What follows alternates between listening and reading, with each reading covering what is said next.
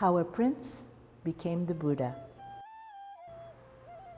Long, long ago in northern India, a baby boy was born to the king of a powerful warrior clan, a clan called the Shakya. And in the custom of the day, when a prince was born, the king would ask the wise men and the stargazers to come and predict the baby's future. But on this day, the wise men all came without their scrolls, but in a huddle to the king and asked, "Could we see the baby?" When the golden cradle was brought, they looked, and as one, they reached in and unfurled the baby's fists. Then they lifted the child, and they raised him up with his palms open and outstretched and said, "O king, this is the sign. There are no lines on the hands of this child. There are only great wheels. And they say that the world is at the turning of an age, and this child shall lead us. He will rule the world. He will be either a great general or a great teacher. Yes, he will rule the world." To the powerful king of a powerful warrior clan, this could not have been a sweeter prediction. Of course his son will become the world's greatest general, and he would rule the world. He scooped up the child with one hand and raised his fist with the other and said, "Men will bow their heads and say our names, for this child will rule the world." And he commanded Channa, his lord of the horse, to kneel before him. "Channa, I put the prince in your care. You will train him up well as the perfect warrior, because he is the future of the Shakya." And then the king set aside 2 mountains, the fertile valley that ran down to the river between, and there he built 3 towering palaces, one for the rainy season, one for the hot season, and one for the cold. And in this perfect preserve, Prince Siddhartha lived with the best of everything, served only by the beautiful and the talented, and any mention of suffering or death was forbidden. And Channa did a fine job, for Prince Siddhartha grew into the best and the most skilled of the select company of Shakya princes. He was the fiercest with the broadsword, and he could ride astride a galloping horse and hit a target with his bow and arrow. He composed music and poetry like any perfect warrior would, and in time, he married a beautiful princess, and soon they had a baby boy. Yes, the life of Prince Siddhartha was perfect, but he never realized that of all the paths he walked, not one was of his own choosing. One beautiful day, Siddhartha and his friends went out hunting onto the royal preserve, which the king had been careful to make look like it extended everywhere. Siddhartha rode away from his friends, hunting for an overshot arrow, when he heard the voices of women singing. He slipped off his horse into the tall grass, following the unknown sounds. He came to a wall, and when he looked over, he saw a walled city with shining towers, and where there had always been contentment in his heart, now there was only desire. He told his father he would ride out the next day to explore this unknown city, and the king could not risk saying no.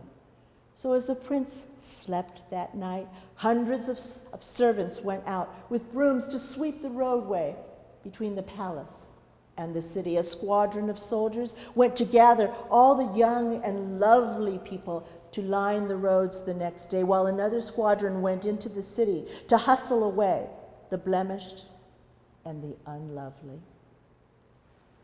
Beautiful spring morning, Siddhartha in a golden chariot, reins held by Channa, rode out of the palace, and on either side of the road, the beautiful people cheered their prince, throwing flowers to sweeten his way. But as they came up to the city gate, Siddhartha saw a movement. It was a young boy, about 12, with a crutch and a stiff leg as he swung around, trying to hide behind the gate. And Siddhartha said, Chana, did you see that child? That child he was ill, my lord.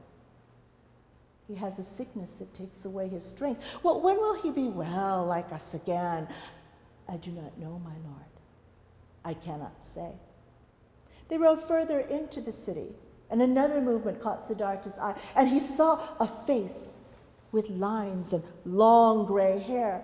And then that person hustled away, but slowly because their back was bent over. Chana, that person is old, my lord. Old? We are all born a baby, grow up into the fullness of our strength, but then we each grow old. Siddhartha said nothing. Now they were through the city, and they were on the road that led up to the north, and the golden chariot pulled aside, because coming toward them was a procession. And in the front of the procession was a flat, open cart, and on it lay a man, perfectly still. And behind, a small crowd of people, crying and making noises as if their hearts would break. Chana, why does that man lie so still? He is dead, my lord. Dead? His spirit has left his body, and his friends and family weep because they will not see him again in this life. Now behind the procession, following in a few paces, was a single man wearing only a tied cloth around his waist and holding a small begging bowl. And everyone except for Prince Siddhartha knew that this man was a sannyasin, a seeker of the spirit, who had left his home, his family, and all his comforts because he had a burning desire to understand what it was to live in this world, aside from all the good things that we know. He came up to the prince. Chana was ready to throw a few coins in the bowl to make him go away, but the sannyasin put the bowl up in front of Siddhartha. And Siddhartha said, "Why are you offering me your bowl? Take it or fill it, I care not.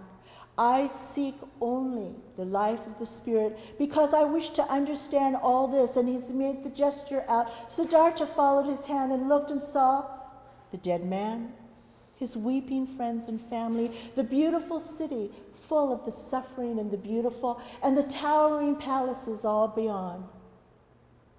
Siddhartha slipped his princely ring off his finger and put it into the bowl. Then he took the reins and said, "Chana, I will drive us home." That night at the palace, he kissed his sleeping wife and baby goodbye.